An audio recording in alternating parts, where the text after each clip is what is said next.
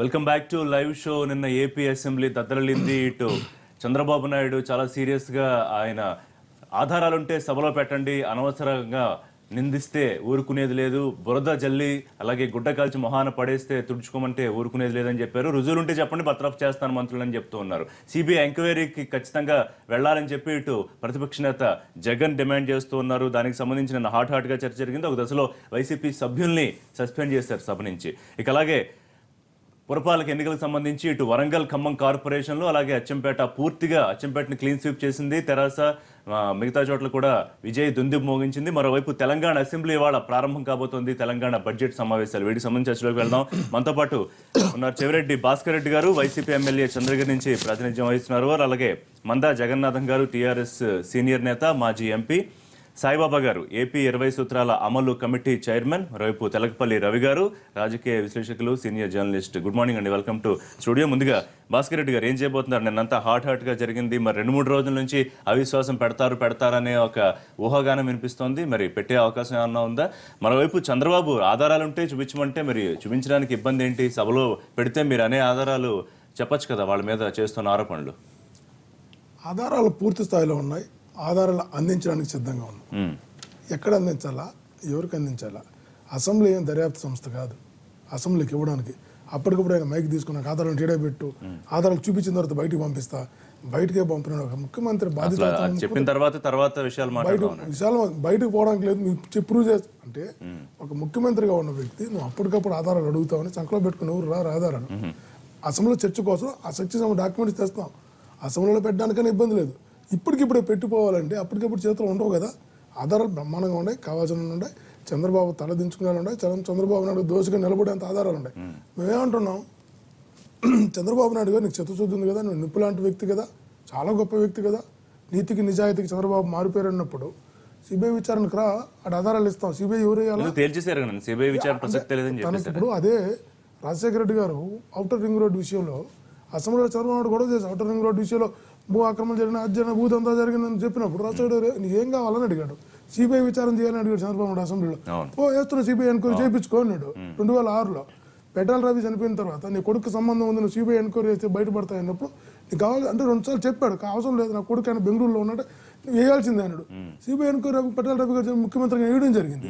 ఇప్పుడు నువ్వు డిమాండ్ చేసినప్పుడు, చంద్రబాబు నాయుడు డిమాండ్ చేసినప్పుడు, రాజశేఖర గారు ముఖ్యమంత్రిగా ధైర్యం ఉంది కాబట్టి నువ్వు నిరూపించని చెప్పి వేసినప్పుడు మీరు నీ విషయంలో వేల కోట్ల రూపాయల భూదందా జరిగింది, కుంభకోణం జరిగింది అనేటువంటి ఒక అపవాదును మూటగడుతున్నప్పుడు, నిజమని మేము చెప్తున్నప్పుడు సాక్ష్యాలతో నువ్వు ఒక దర్యాప్తు సంస్థ చేస్తే మేము చెప్తున్నాం. ఈరోజు దర్యాప్తు సంస్థకి పూర్తి స్థాయిలో ఆధారాలు అందించడానికి మేము సిద్ధంగా ఉన్నాం. రైట్. ఇప్పుడు కారణం మీద, ఈ భూదందా కారణం మీద మీరు అవిశ్వాసం ఇవ్వబోతున్నారా?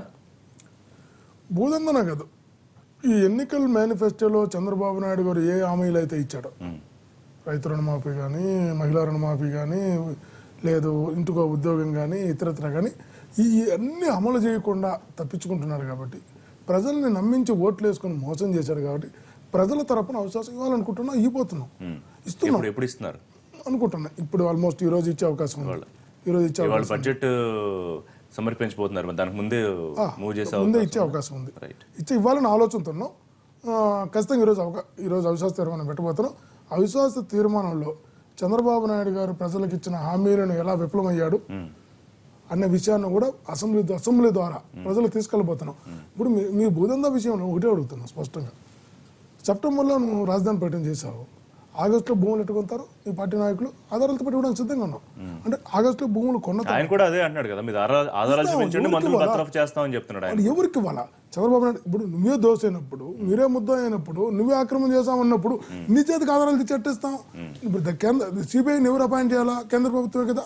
కేంద్ర ప్రభుత్వం మీరు కలిసే ఉన్నారు కదా, మీరు చెప్తే అపాయింట్ చేస్తారు కదా. రెండోది, కొద్దిగా గొప్ప మేనేజ్ చేసుకోగలిగితే మీకే అవకాశం ఉంది. మా నాయకుడు చెప్పాడు, మీరు మేనేజ్ చేసుకుంటారన్న భయం ఉన్నా నువ్వు ఆ దర్యాప్తు సంస్థని మేము ప్రూవ్ చేస్తామని. రేపేమని చెప్పు, 15 రోజుల వార్ ఫుడ్ బేస్లో రిపోర్ట్ ఇమ్మని చెప్పు, పూర్తి స్థాయిలో ఆధారాలు ఇస్తాం, మేము ఇచ్చి ప్రూవ్ చేస్తాం, చంద్రబాబు దోషగా నిలబెట్టిస్తాం మేము. రైట్ రవి గారు, అంటే ఎట్లా ఉందంటే రెండు వైపులా ఈయనేమో ఆధారాలు ఉంటే చెప్పండి మొత్తం బర్తరఫ్ చేస్తాను నేను సవాల్ విసరడము, కానీ అప్పటికే తేల్చేసారు సిబిఐ విచారణకి వెళ్ళమని చెప్పేసిన తర్వాత ఈ మాట అంటున్నారు ఆయన. వీళ్ళేమో ఇక్కడ ఎందుకు పెడతాం, ఎక్కడ ఇవ్వాలో అక్కడ ఇస్తాం అంటున్నారు. ఏంటిది, ఎక్కడ తేలే అవకాశం ఉంది? తప్పు చేసిన వ్యక్తికి, ఆరోపణలు ఎదుర్కొంటున్న వ్యక్తికి ఆధారాలు ఎందుకు ఇస్తాం? దొంగ చేతికి బేగాలు ఇస్తాం. రవి గారు, ఇప్పుడు జరిగినటువంటి చర్చలో తీవ్రమైన విషయాలు వచ్చాయి. జగన్మోహన్ నిన్న కూడా నాకు భాస్కర్ రెడ్డి గారు కలిశారు. జగన్ గారు బాగా సిద్ధమవుతున్నది ఇదంతా కూడా కనిపిస్తూ వచ్చింది. చర్చలో కూడా కొన్ని విషయాలు, ఉదాహరణకు విద్యుత్ శక్తి ఇట్లాంటివి కూడా లేవనెత్తారు. కానీ కీలకమైన అంశం ఈ అమరావతి భూములకు సంబంధించింది. దాని పరిణామక్రమం చూస్తే అదంతా షాడో బాక్సింగ్ లాగా కనిపించింది చివరకు.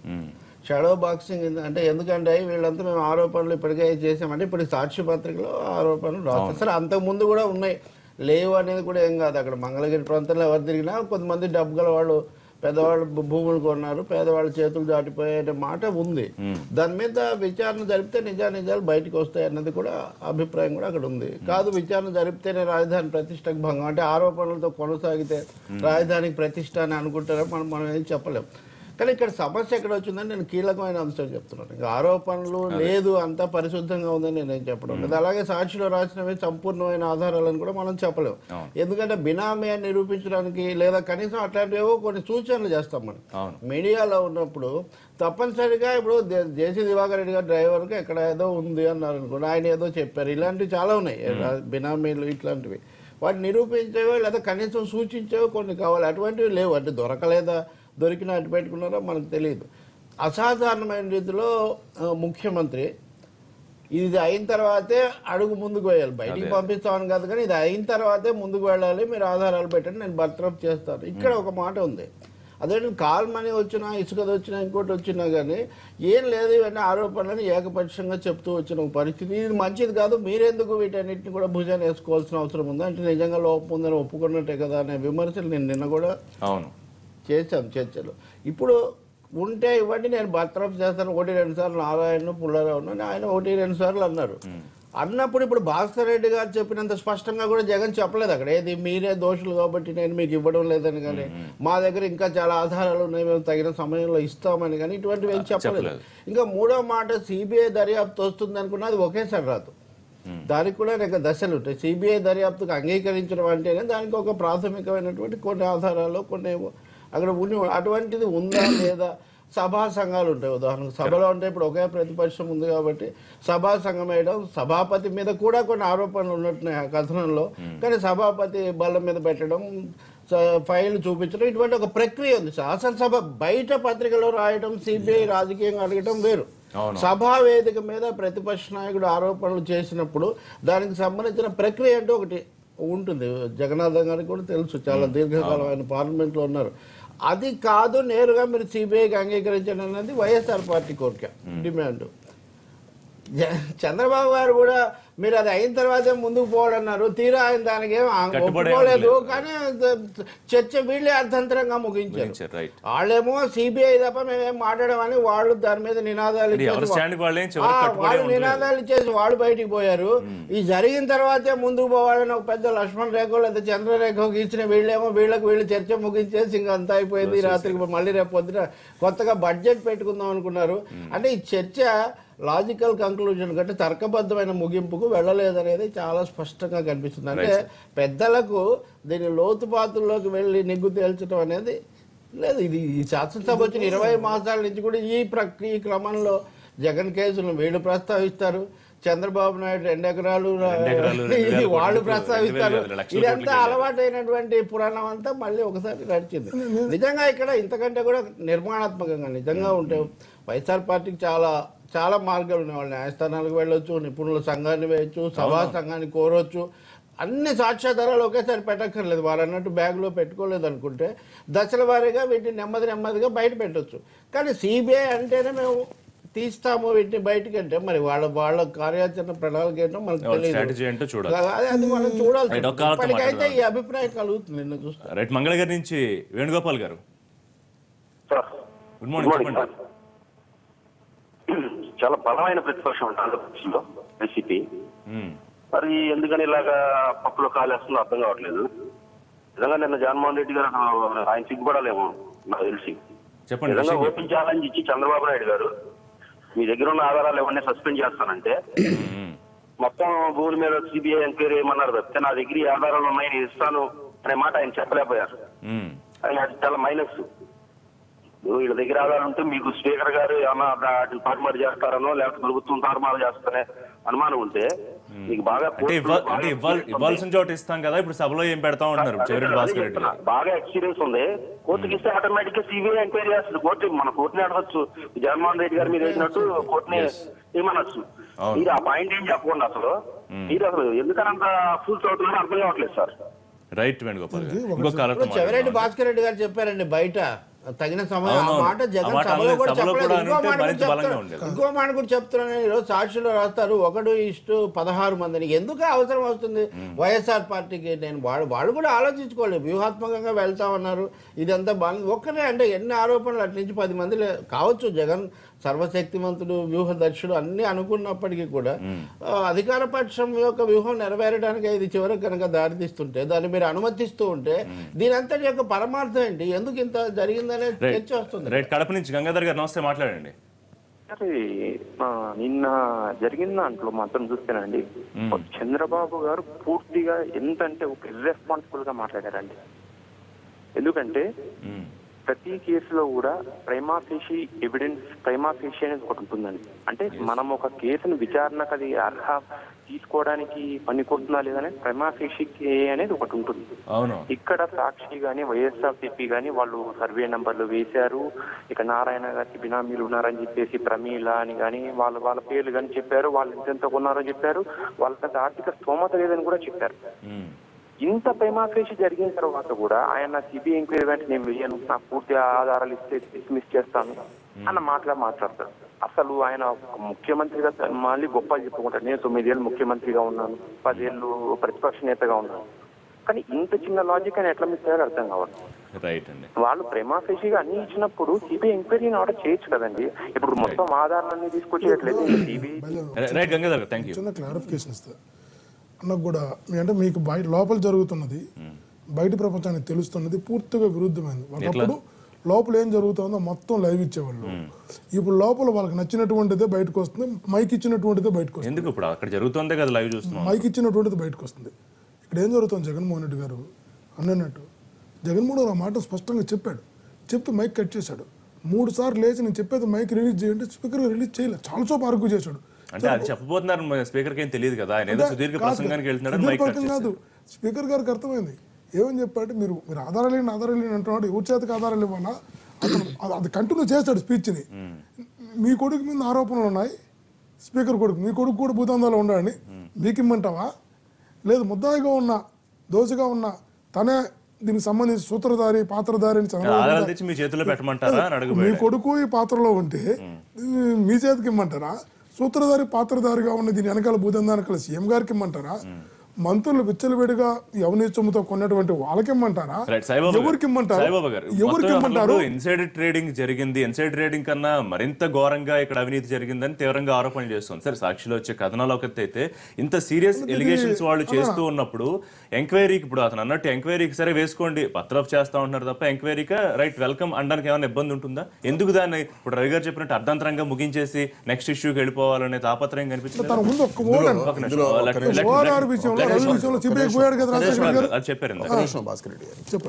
ఇప్పుడు మనకి రాజధాని లేని విషయం, మనం ఎక్కడో చోట రాజధాని నిర్ణయించుకోవాల్సిన విషయం రాష్ట్ర ప్రభుత్వం మీద, అసెంబ్లీ మీద, ప్రతి ఒక్కడి పౌరుడి మీద ఉన్నదండి.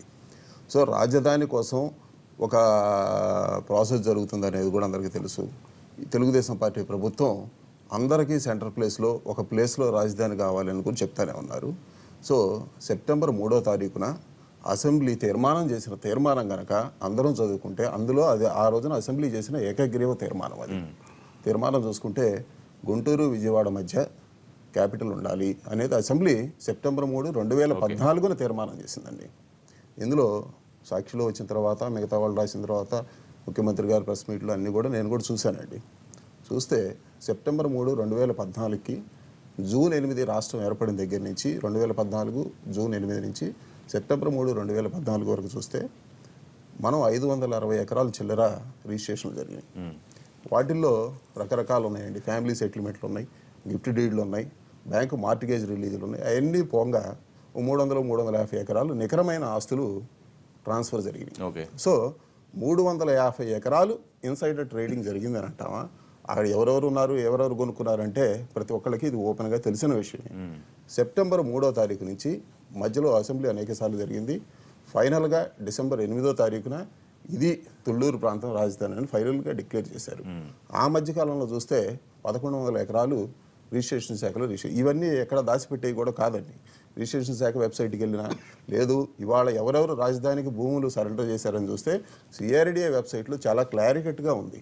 ఎవరెవరు ఇచ్చారు, రవి గారు ఇచ్చారా, భాస్కర్ రెడ్డి గారు ఇచ్చారా, జగన్మోహన్ రెడ్డి గారు ఇచ్చారా, చంద్రబాబు గారు ఇచ్చారా, పుల్లారావు గారు ఇచ్చారా, ఇది చాలా క్లియర్గా ఉంది. ఇక్కడ ఉన్నదాన్ని వాళ్ళు పత్రిక మాకు సంబంధం లేదనే వాళ్ళు ఒక పత్రిక ఇచ్చిన ఆరోపణల మీద సభలో మాట్లాడుకోవటం అంటే కాకుండా మరోవైపు విమర్శ కూడా పత్రిక మీద కేవలం పత్రిక మీద వచ్చిన ఆరోపణలు ముఖ్యమంత్రి కూడా అదే స్థాయిలో రెస్పాండ్ అయ్యారు. పత్రిక కాదండి, ఇందులో అక్కడ ప్రతిపక్ష నాయకుడిగా మాట్లాడేటప్పుడు ఇచ్చేటప్పుడు రకరకాల ఫోరమ్స్ ఉన్నాయి. రవి గారు చెప్పినట్టుగా రకరకాల రూపంలో చర్చకు రావచ్చు. గవర్నర్కి ధన్యవాదం జరిగేటప్పుడు దీంట్లో అవినీతి జరిగిందండి, లేకపోతే దీని మీద నాకు పూర్తి స్థాయి కావాలండి, లేకపోతే ఈ చర్చకి మేము ఒకరోజు పట్టుబడుతున్నామని చెప్పి బీఎస్సీలో మాట్లాడుకోవచ్చు. రకరకాల రూపంలో రావచ్చు. ఒక విషయం మీద అనేక ప్రజా సమస్యలు ఉన్నాయి, ఇవాళ దుర్భిక్ష పరిస్థితులు ఉన్నాయి, వీటన్నిటి మీద మాట్లాడుకోవచ్చు. లేదు కేంద్రం నుంచి మరింత సాయం కోరదామని అడుకోవచ్చు. ఇట్లా అనేక విషయాల మీద మనం మాట్లాడుకోవడానికి అవకాశం ఉంది అక్కడ. అంతేగాని ఒకటే మంకుపట్టు పట్టినట్టుగా ఈయన ఆరోపణ జరుగుతుంది, ఆరోపణ జరిగిన ఆయనకి మేము ఎట్లా ఇస్తాము అనేది కరెక్ట్ కాదండి. సభ అనేది ఒక వేదిక, అది అత్యున్నత వేదిక అండి రాష్ట్రంలో. దాని తర్వాత ఏముంటుందంటే హైకోర్టు తప్ప ఇంకేం ఉండదు. సో అత్యున్నత వేదిక మనం వచ్చినప్పుడు మనమందరం మనం కలిసి చెప్పండి. ఇప్పుడు కాదు సాయిబాబు గారు, ఆధారాలు మా దగ్గర చాలా పక్కగా క్లియర్ గా ఉన్నాయి, సరే సర్వే భూములతో సర్వే నెంబర్లతో కూడా ఉన్నాయని చెప్పినప్పుడు అభ్యంతరం ఉందా? ఒకవేళ మీరు ఏ తప్పు చేయలేదు, ఏమీ జరగలేదు, అంతా చాలా ఫెయిర్ గా జరిగిందన్నప్పుడు విచారణకు వెళ్ళడానికి కూడా పెద్ద అభ్యంతరం ఉండకూడదు కదా? గతంలో కూడా అనేక సార్లు మనం గత 20-30 సంవత్సరాల నుంచి కూడా నేను అసెంబ్లీ ప్రొసీడింగ్స్ చూస్తూనే ఉన్నానండి. అనేక సార్లు ఎవిడెన్స్లు సభలో పెట్టడము, వాటి మీద విచారణలు ఏ విధంగా జరుగుతాయి. రవి గారు చాలా క్లారిటీగా చెప్పారు. సభా సంఘం వేయటం ఉంటుంది, అదేవిధంగా జాయింట్ కమిటీ అనేది ఉంటుంది, లేదు దాన్ని విచారణ ఫైల్స్ మొత్తం ఆఫీసులో పెట్టడం ఉంటుంది. ఇవి రవి గారు ఆయనకి చరిత్ర చూస్తున్న వాళ్ళకి ఆయనకి చాలా అనుభవం ఉంది. ఇక్కడ ఆయన మొత్తం చెబుతానే ఉన్నాడు, మనం కూడా చూస్తానే ఉన్నాం. వీటిని మనం ఏక దృష్టితో కాకుండా మనం ఏ విధంగా ఉన్నది ఏంటి అనేది మనం క్లియర్గా చూసుకోవచ్చు. అక్కడ ముఖ్యమంత్రి గారు చాలా క్లియర్గా చెప్పారు, ఒక ఎవిడెన్స్ చూపించండి, పర్టికులర్ వ్యక్తిని పేరు కూడా చెప్పారు ఆయన.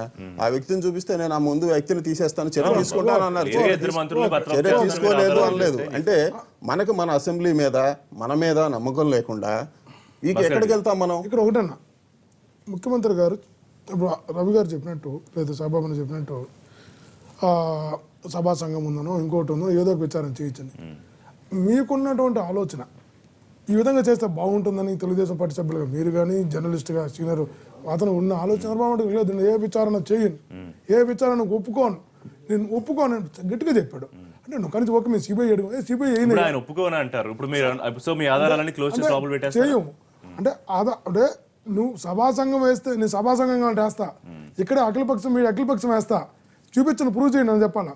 ఏడికి అంటే ముద్దాయిల చేతికి తీసుకుని ఆధారాలు ఇవ్వలేం కదా. ఉండేది కోర్టు ఉంది. ఆ రోజు ఔటర్ రింగ్ రోడ్ లో నువ్వు ప్రతిపక్ష నాయకుడిగా ఇదే డిమాండ్ చేసి రాజశేఖర్ ఒప్పుకున్నారు కదా, రాజశేఖర్ 2006 లో ఒప్పుకున్నారు కదా. అంటే ఆయన మీరు ఆరోపణ చేసినప్పుడు అసెంబ్లీలో కూర్చొని ప్రతిపక్ష నాయకుడిగా డైరెక్ట్ ముఖ్యమంత్రి గారి మీద మీరు చంద్రబాబు సిబిఐ దర్యాప్తు ఏమంటే నొప్పుకొని సిబిఐ దర్యాప్తు వేయించాడు, పెట్రోల్ డీజిల్ వేయించాడు, ముందు జరిగినా కదా. నువ్వు ఎందుకు ఈరోజు భయపడుతున్నావు? మీరు ఎందుకు సిబిఐకి భయపడుతున్నారు? కారణం ఏంటంటే ఏ దర్యాప్తు సంస్థ వచ్చాడు కూర్చున్నా మేమిచ్చే ఆధారాలే కాదు, మా దగ్గర ఉన్న డాక్యుమెంట్సే కాదు, ఈ భూబాధితులు ఎవరైతే ఉన్నారో, నష్టపరులు ఎవరున్నారో కోకొల్లలకు వచ్చి క్యూ కడతారు ఆధారాలు ఇవ్వడానికి. చంద్రబాబు గారికి ఆ విషయం తెలుసు. ఆధారాలన్నీ సిబిఐ గారికి చంద్రబాబు నాయుడు గారికి తీసుకెళ్ళి ఇంటెలిజెన్స్ రిపోర్ట్స్ ఇచ్చున్నారు. ఈ ఏ దర్యాప్తు సంస్థకి చంద్రబాబు నాయుడు అడుగు వేసినా దోషిగా ముద్దాయిగా నిలబడాల్సి వస్తుంది. ఇది అసంబద్ధమైన ఆరోపణ.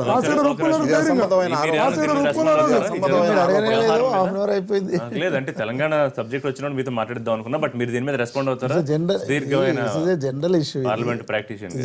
అందుకని నేను అనుకుంటాను గవర్నర్ ప్రసంగం రోజు వైసీపీ వాళ్ళు గెయిన్ చేసిన మైలేజ్ని వాళ్ళ తొందరపాటుతనం ఇందాక ఒక కాలర్ కూడా చెప్పాడు. ఆ మైలేజ్ను వీళ్ళు నిన్నటి జరిగిన ఇన్సిడెంట్స్ ద్వారా వాళ్ళు కోల్పోతున్నారని నా అభిప్రాయం. ఓకే, గవర్నర్ ప్రసంగం రోజు హుందాగా ప్రవర్తించేసి లేదా మంచి చర్చకు మనం నాంది పలుకుతుంది అనుకున్నాం. ఓకే, సరే నిన్న జరిగిన పరిణామాల్లో సభలో మనం ప్రస్తావించే వాటికి సభ బయట ప్రస్తావించే చాలా డిఫరెన్స్ ఉంటుంది.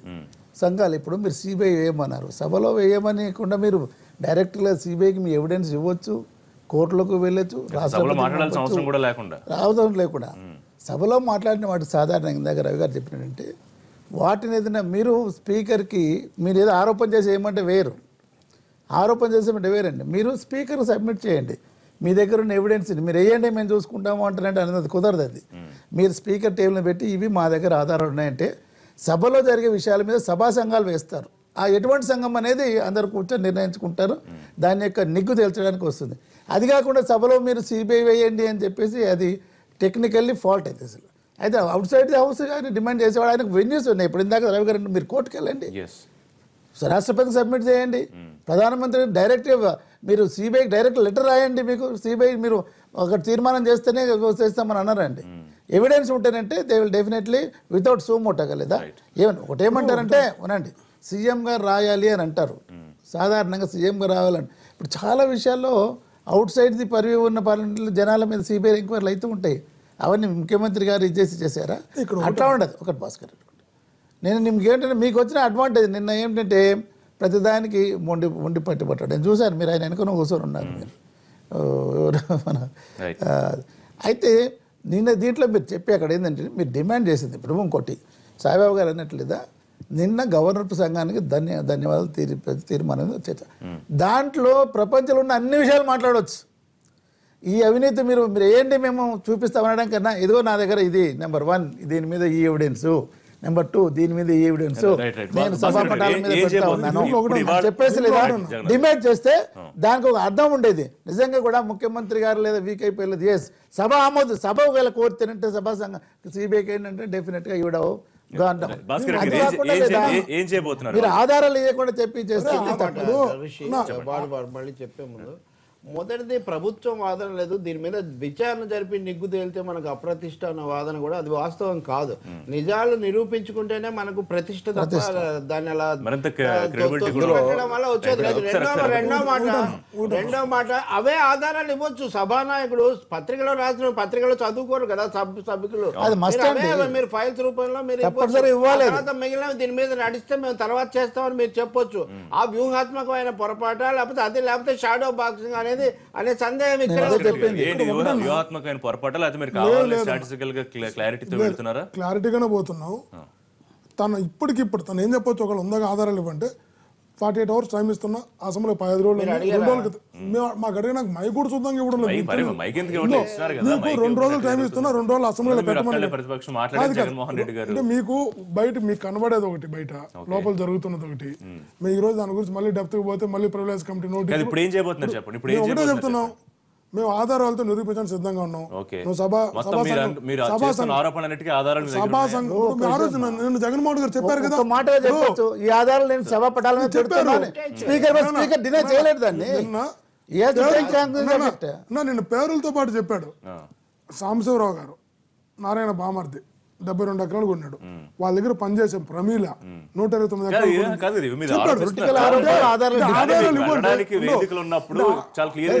ఆధారాలు. అప్పటికప్పుడు ముఖ్యమంత్రి గారు వచ్చి ఆధారాలు అడుగుతారనుకోని ఉంటే ముందుగా నేను నోటీసులో తనన్నది ఆ మాట కాదు. ఇప్పటికిప్పుడు ఇచ్చిపోవాలన్నప్పుడు నువ్వు ముందు నువ్వు సిబిఐ ఆధారాలు ఇస్తావు. ఏదేమైనా మేము ప్రూవ్ చేయడానికి సిద్ధంగా ఉన్నాం. చంద్రబాబు చేసినటువంటి భూదందా నిరూపించడానికి సిద్ధంగా ఉన్నాం. సభా సంఘం వేస్తారా, అఖిలపక్షం వేస్తారా, సిబిఐకి పోతారా, రాజశేఖర్ గారు ధైర్యంగా పోతారా? ఆయన ప్రిపేర్ గా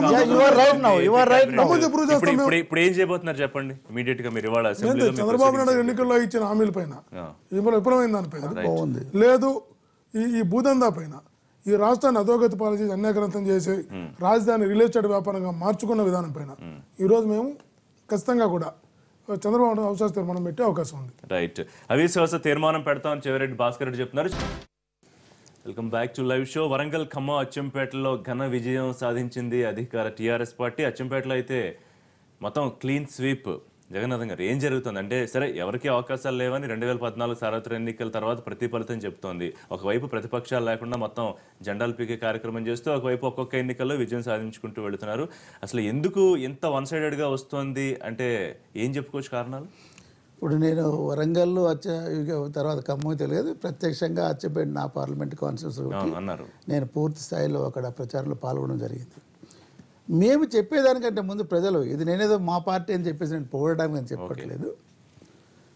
ఈనాడు మా నాయకుడు కేసీఆర్ గారు ఏంటంటే సామాన్య ప్రజానీకానికి ఆయన ఎప్పుడు అనేవారు 85% of the people in Telangana కులం విడిచిపెట్టండి, అగ్రవర్ణాల, ఎస్సీల, బీసీల, ఎస్టీల అందరూ బీపీఎల్ రేంజ్లో ఉన్న వాళ్ళే, ఈ తెలంగాణ సంపద అంతా కూడా వాళ్ళకి చేరాలన్న భావనతో ఉండి మేనిఫెస్టోలో పెట్టి వాటికంటే అదనగా ఈ మధ్య మేము బాగా ఎక్కువగా ప్రజలకు తీసుకువెళ్ళాం ప్రజల రిక్వైర్మెంట్స్ని. ఉదాహరణకు కళ్యాణ లక్ష్మి కానీ, షాదీ ముబారక్లు కానీ, రంజాను ఫెస్టివల్ను, క్రిస్టమస్ని కానీ, తర్వాత ఆసరా పథకం కానీ, హాస్టల్స్లో సన్న బియ్యము, తర్వాత 6 కిలోల బియ్యం 4 కిలోలు నలుగురికి రెస్ట్రిక్ట్ చేసిన దాన్ని చేసి పూర్తిగా చేసి ఇచ్చాం. ఇవన్నీ ఏమయ్యాయంటే జనంలో లేదా, తర్వాత కరెంటు రైతులకు ఇబ్బంది కలగకుండా, తర్వాత డొమెస్టిక్ దీంట్లో ఇబ్బంది కాదు. మరి ఇంత కాన్ఫిడెంట్ గా ఉన్నా మరి 2 నెలల ముందు నుంచి 3 నెలల ముందు నుంచి నాయకులు, మంత్రి స్థాయి హరీష్ లాంటి నాయకులు అక్కడే ఉండి మొత్తం అంతా గ్రౌండ్ లెవెల్లో పర్యవేక్షించి దాని ఫలితమా, లేకపోతే నిజంగా మీ మీద ప్రభుత్వం మీద నమ్మకం ఉన్న ఫలితం? ఎస్, డెఫినెట్లీ అండి. ఇప్పుడు మేము చేసిన పనిని కన్సాలిడేట్ చేసుకోవడానికి, ప్రజలు తీసుకుపోవడానికి నాయకత్వం ముందుకెళ్ళి ప్రజలు చెప్తా ఉంటాం. అది మెస్ట్ ఏ పొలిటికల్ పార్టీ అయినా చేస్తుంది. మా మంత్రులు వెళ్ళారంటే మేము యాంటిసిపేటింగ్ లేదా ఇది ఉంది కాబట్టి ప్రజలకు తీసుకెళ్ళండి. ఇది ఇన్స్పిరేషన్ అండి. మంత్రులు వీళ్ళంతా వెళ్తున్నారంటే నియోజకవర్గాల్లో క్యాడర్స్ ఇన్స్పైర్ చేయాలి. ఇప్పుడు 2 నెలలు దాదాపు దీని గ్రౌండ్ వర్క్ ఎప్పటి నుంచో చేస్తున్నారు కదా హరీష్. ఇప్పుడు ఒకటి స్కీమ్స్ మేము తీసుకెళ్తున్నాం. ఎలక్షన్స్ వస్తున్నప్పుడు లేదా ఇంక్రీజ్ దీంట్లో విగర్తనం ప్రచారంలోకి వెళ్తాం మేము. అది తప్పులేదు. కేవలం మంత్రులు ఏమో అద్దు దాటి ఏం చేయలేదు అక్కడ వెళ్ళేసి వాళ్ళు చేశారంటలేదు. అంటే ఇప్పుడు ఒకటేంటంటే ఒక ఎన్నికలు ఉన్నప్పుడు లేదా ఒక మంత్రికి అప్పచెప్తారు, ఆయన ఓవరాల్గా సూపర్వైజ్ అయినప్పుడు ఆయన బాధ్యత అవుతుంది తీసుకెళ్ళి ఇది చేయదు. అయితే ఇందాక నన్ను మీరు చెప్పలేదు. ఇవి ప్రజలు అంటున్నారండి. మేము ఓట్లు అడిగిన పోయినప్పుడు అయ్యా మాకు ఇప్పుడు 1000 రూపాయలు వస్తుంది, ముసలాళ్ళ దగ్గరికి 1000 రూపాయలు వస్తున్నాయి, మా అల్లుడు బిడ్డ బాగా చూస్తున్నారు, నాకు సరిపోతున్నాయి. వాళ్ళేదంటే నేను నా మనమలకు చాక్లెట్లు కొనిచ్చే అంత పరిస్థితి నాకు వచ్చింది, లేకపోతే నేను రూపాయి నా కొడుకు కోడల్ని అడిగేవాడిని. ఇదేంటంటే చేసింది కేసీఆర్ గారు ఒక పెద్ద కొడుకులాగా అన్నలాగా చేశారు. ప్రత్యేకించి కళ్యాణ లక్ష్మి కార్యక్రమం షాదీ ముబారక్ విపరీతంగా పోయింది బీద వర్గాల్లో. 51,000 రూపాయలు బీద వాళ్ళకు. కొన్ని చోట్ల విమర్శలు వచ్చాయి కదా, డబుల్ బెడ్రూమ్ ఇళ్ళకి కాదు అట్లా ప్రతిజ్ఞ ఏదో చేయించుకున్నారు, లేకపోతే డబుల్ బెడ్రూమ్ ఇళ్ళు రాదు అని చెప్పి విమర్శలు కూడా వచ్చాయి కొన్ని చోట్ల. ఇప్పుడు రాజకీయ నాయకులు విమర్శలు చేస్తూనే ఉంటారండి. ప్రజలు ఒకవేళ నిజంగా దాంట్లో వాస్తవం ఉంటుందని రిజెక్ట్ చేయాలి కదా. అందులో ఇంత స్వీప్. ఇప్పుడు అచ్చంపేట చూశారు, ఒక్కటన్నా ఒకటి గెలవాలి. అక్కడ ఐక్య సంఘటన ఏర్పడి అన్ని పార్టీల వాళ్ళు కాంగ్రెస్, టీడీపీ, కాంగ్రెస్, బీజేపీ అన్ని పార్టీలు కలిసేసి కమ్యూనిస్టులు అన్ని మహాకూటమిగా ఏర్పడారు. కనీసం ఒక్క సీటు గెలవలేదంటే ప్రజల్లో వాళ్ళకు విశ్వాసం లేదు వాళ్ళ మీద అనేది స్పష్టంగా తెలుస్తుంది కదా. అలాగే వరంగల్లో కూడా ప్రతిపక్షాల మీద విశ్వాసం లేదా, లేకపోతే ప్రభుత్వం మీద అతి విశ్వాసంగా వాళ్ళు ఉన్నారా, ఎట్లా అర్థం చేసుకోవాలి దీన్ని? కనీసం టీడీపీకి ఎక్కడ ఒక్కటంటే 1-2 చోట్ల తేల్తామని కొంతమంది నాయకులు చెప్పారు, ఎక్కడ తేలలేకపోయారు, 0 ఫలితాలు 3 చోట్ల. ఇప్పుడు టీఆర్ఎస్కి ఇది హనీమూన్ పీరియడ్ లాంటిదండి. ఇప్పుడు వక్తాసాని అయితే హర్ చీజ్ బదల్తా, కాలం అనుకూలంగా ఉంటే అన్నీ మారిపోతాయి అన్నట్టుగా.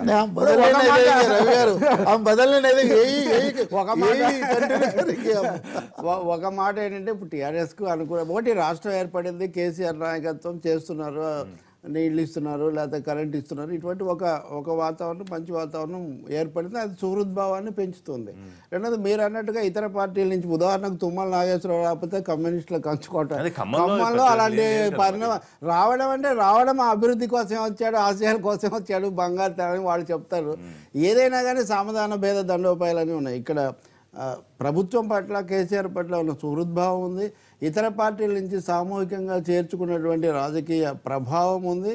చివరగా మీరు పథకాలు వీటి మీద ఆశ ఉంది. డబుల్ బెడ్రూమ్ షోకేసింగ్ జరుగుతుంది కదా. నిజానికి దేశంలో 2 కోట్ల ఇల్లు కట్టాలి. ఈ లెక్క నియోజకవర్గానికి 100 కడితే ఇల్లు కట్టితే చాలా కాలం జరుగుతుంది. అయినా సరే కడతారనేది ఒకటి. 4వది మేనేజ్మెంట్ కూడా ఉంది. టీఆర్ఎస్ కూడా ఇవేమీ చేయకుండా కేవలం బంగారు తెలంగాణ నినాదంతోనే బంగారం కూడా ఇవన్నీ కూడా కలిసి ఆ పార్టీకి ఏదైనా ఘన విజయం. ఇప్పుడు కాదు రవి గారు, ఇప్పుడు కాంగ్రెస్ టీడీపీ పూర్తిగా ఫెయిల్ అయిపోయా ప్రతిపక్షాలుగా, ఎంతో కొంత ప్రభుత్వం మీద ఏదో ఎస్టాబ్లిష్ చేయలేకపోతే అక్కడ ఇది మొదటి దశ. తెలంగాణ రాష్ట్రం ఏర్పడిన తర్వాత ఇది మొదటి దశ. రెండవది ప్రధానంగా రెండో పార్టీగా ఉన్న టీడీపీ లాంటిది అది పూర్తిగా హౌస్ ఆఫ్ కార్డ్స్ లాగా ఒక విధంగా కుప్పకూలిపోయి చివరకు రేవంత్ ఒకరే మిగిలినటువంటి ఒక పరిస్థితి. కాంగ్రెస్లో వ్యూహాత్మకంగా ఈ రోజు ఉదాహరణకు నిర్ణయం చేశారండి, శాసనసభలో గట్టిగా ఎదుర్కోవాలని. ఆ నిర్ణయం చేయడానికి ఇప్పటి వరకు లేదు. అందువల్ల నిజమైన రాజకీయ పోరాటం అనేది లేదా వైరుధ్యం అనేది తెలంగాణ రాజకీయాల్లో ఇంకా మొదలవ్వలేదు. రాష్ట్రం ఏర్పాటు తర్వాత కేసీఆర్ ఆయన ఏ వ్యూహము అదే ఇంకా నడుస్తుంది. సమస్యలు లేవని కాదు, ప్రతిదానికి రెండో వైపున కూడా సమస్యలు కూడా ఉన్నాయి. అవి ముందు మొదలవుతాయి. కానీ సమస్యలు రాకూడదు, పరిష్కారం కావాలనే మనం కోరుకుందాం. అది మనం కోరుకుందాం కాదు, సమస్యలు రావాలి, సంక్షోభాలు రావాలని మనం ఏం కోరుకోం. ప్రభుత్వం ఇప్పుడు ఉదాహరణకు విద్యుత్ శక్తి ఉంది, 9,000 కోట్ల దాకా వేస్తారు ఉదాహరణకు. అవే ప్రతిపాదనలు ఉన్నాయి. పట్టణాల్లో కూడా ఇప్పుడు విపరీతంగా హైదరాబాద్ GHMC మొత్తం వచ్చింది, మొత్తం అప్పులు తేవాలి ఇప్పుడు నిర్ణయించారు. తెచ్చిన తర్వాత ఏమవుతుంది, పన్నుల విషయాలు ఇవన్నీ కూడా ముందు. ఈ సమయానికి ఏంటంటే ముఖ్యంగా రాష్ట్ర సాధన ఆ సుహృద్భావం పనిచేస్తుంది. ఫిరాయింపులను సామూహికంగా ప్రోత్సహించిన ప్రభావం యాక్సెప్ట్ చేశారు. ఇంకా అనుకోవాలా ప్రజలు దాన్ని పెద్దగా ఏం వ్యతిరేకంగా అంటే ఇప్పుడు తెలుగుదేశం తనది ఇది ఫిరాయింపు కాదు అనే ఒక విధంగా రవి గారు రాజకీయ ఏకీకరణ అంటే ఏకీకరణ ఒకరి మాత్రమే హైదరాబాద్ శివకుమార్ గారు ఏకీకరణ. శివకుమార్ గారు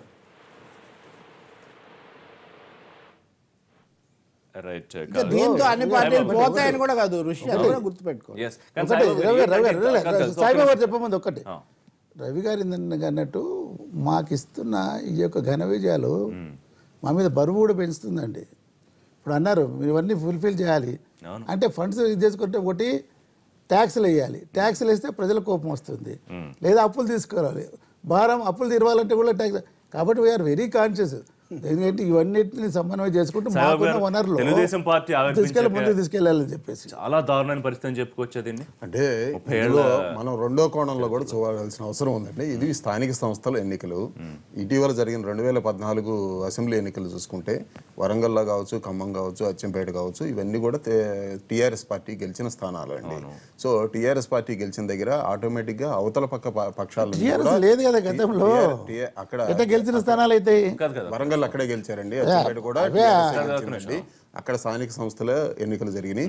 దానివల్ల ఇప్పుడు ఒక పార్టీ పూర్తిగా పోయింది అనుకోవటం లేదా ఇంకోటి కూడా తప్పండి. ఒకప్పుడు కమ్యూనిస్ట్ పార్టీలు అనేవి మనకి ఖమ్మం జిల్లా చూసుకున్నా కానీ, వరంగల్ జిల్లా చూసుకున్నా కానీ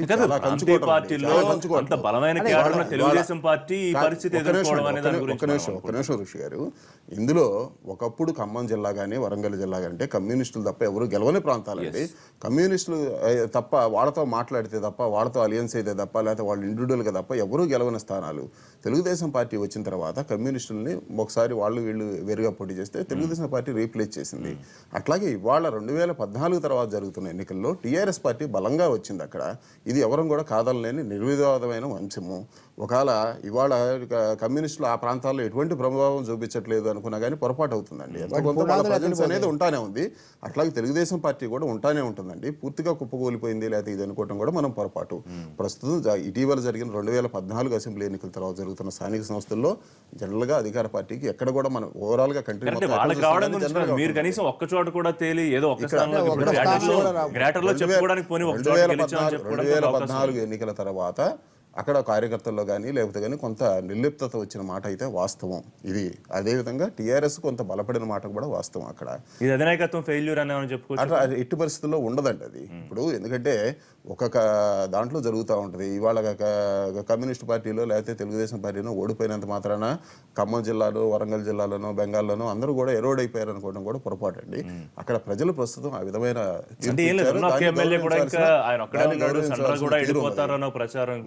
కార్యకర్తలు పూర్తిగా నిర్లిప్తత చెందేసి ఇంకా మేము ఏం చేయాలి అన్న పరిస్థితికి వచ్చేసే అవకాశం కూడా ఉండదండి. ఇప్పుడు కూడా పోరాటం అనేది ఒక సిద్ధాంతపరంగా జరుగుతున్నప్పుడు ఎప్పుడైనా మళ్ళీ దానికనేది దాని ఇది వస్తుంది. విజయవాడ నుంచి లక్ష్మణ్ గారు ఉన్నారు.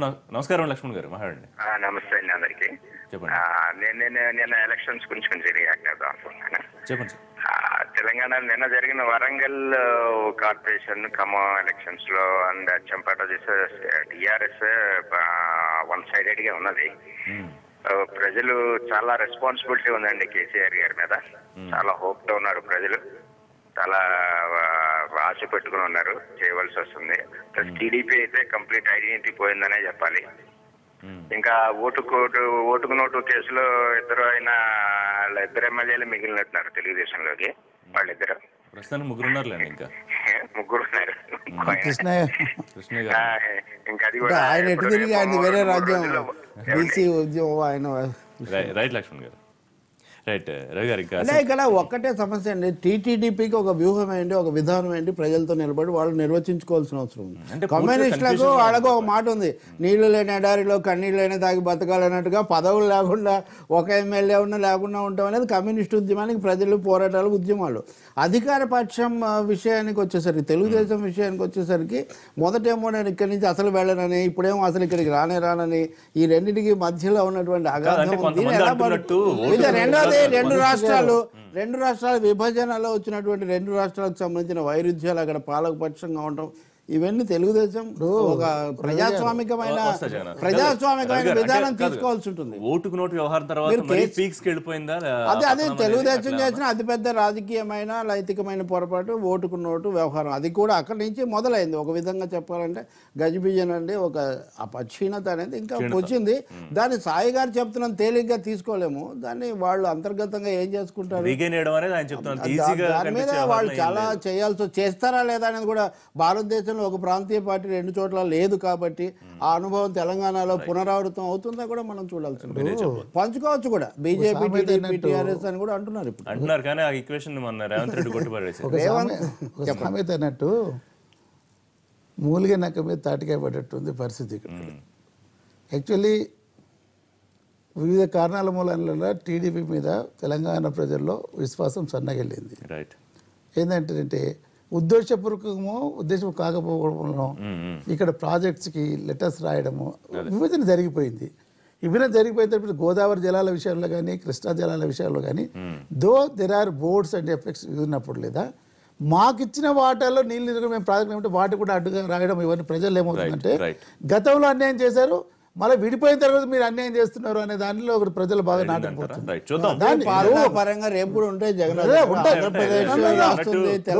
కాదంటలేదు, తెలంగాణ మహారాష్ట్రకి ఎందుకు వెళ్ళారు ఉదాహరణకు అట్లాగే ఉంటుంది. ఇప్పుడు అటువంటి అట్లా ఇప్పుడు సామరస్యంగా మనం ఇదికుంటే ఒక సింపతి పెరిగేది. కాకపోతే అంటే ప్రధాని కేంద్ర ప్రభుత్వం మేము కేంద్రంలో ఉన్నాం కాబట్టి ఆపాలన్న భావనతో ఉన్నప్పుడు ఇక ప్రాంత ప్రజలు డెఫినెట్గా లేదా దాన్ని ఒక సెంటిమెంట్గా తీసుకున్నప్పుడు లేదా ఓట్ బ్యాంక్ వన్ సైడ్ అవుతుంది. ఇప్పుడు జరుగుతూ ఉంది.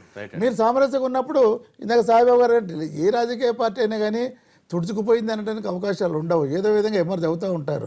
ఇప్పుడు కాంగ్రెస్ ఎమర్జెన్సీలో పోయింది అనుకున్నా బీజేపీ ఇవాళ తెలంగాణ అసెంబ్లీ బడ్జెట్ సమావేశాలు ప్రారంభమవుతున్నాయి. 14న బడ్జెట్ ప్రవేశపెడతారు. ఇటువైపు కాంగ్రెస్ కూడా అస్త్రాలు సిద్ధం చేసుకున్నాము ప్రభుత్వం మీద పోరాటానికి ఉంటుంది. తెలుగుదేశం పార్టీ కూడా తమ వంతు పోరాటం చేయడానికి సిద్ధం అవుతుంది. చూద్దాం సమావేశాలకు సంబంధించిన అప్డేట్స్. థ్యాంక్ యూ రవి గారు, థ్యాంక్ యూ జగన్నాథం గారు, థ్యాంక్ యూ సాయిబాబు గారు.